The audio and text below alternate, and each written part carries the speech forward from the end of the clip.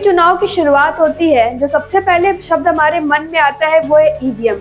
जो पार्टी जीतती है वो तो ईवीएम को कुछ नहीं कहती, लेकिन जो हारने वाली पार्टी होती है वो ईवीएम पर कई तरह के सवाल खड़े करती है। नमस्कार, आप देख रहे हैं बदाने मिरर और मैं आपके साथ अनीशा। लेकिन ऐसे कई सारे पहलू भी हैं जो हम नहीं जानते ईवीएम के बारे में, जैसे कि जब चुनाव हो जाते हैं तो उन ईवीएम को कहाँ रखा जाता है, उन ईवीएम के साथ क्या होता है। आज के इस वीडियो में हम आपको बताएंगे कई सारे बातें ईवीएम से जुड़ी और उस ईवीएम को आखिर रखा कहाँ जाता है अगले चुनाव तक। हमारे देश में लगभग हर चुनाव में ईवीएम सुर्खियों में रहता है। अक्सर देखने को मिलता है कि चुनाव हार जाने वाली पार्टी ईवीएम की पारदर्शिता पर सवाल खड़े करती है, मगर मजे की बात यह है कि जो पार्टी चुनाव जीतती है वह ईवीएम के बारे में कुछ नहीं बोलती। हालांकि चुनाव आयोग हमेशा ईवीएम की सुरक्षा को लेकर आश्वस्त करता रहता है। हाल ही में 22 नवंबर को महाराष्ट्र और झारखंड में वोटों की काउंटिंग हुई।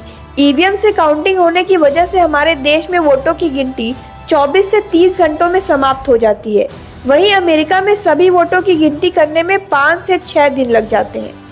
खैर, महाराष्ट्र और झारखंड के सभी विधानसभा सीटों के विजेता घोषित कर दिए गए हैं। लेकिन क्या आपने कभी सोचा है कि वोटों की गिनती के बाद ईवीएम मशीन के साथ क्या किया जाता है और उन्हें कहां रखा जाता है?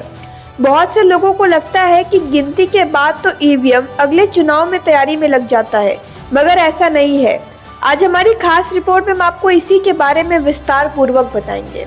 सबसे पहले ईवीएम से होने वाले मतदान की पूरी प्रक्रिया को समझते हैं।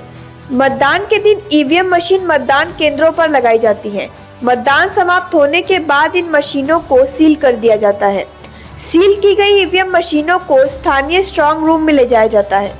स्ट्रांग रूम में एक सुरक्षित जगह होती है जहां इन मशीनों को कड़ी सुरक्षा में रखा जाता है। स्ट्रांग रूम में सीसीटीवी कैमरे लगाए जाते हैं और यहां पर पुलिस की सुरक्षा भी होती है।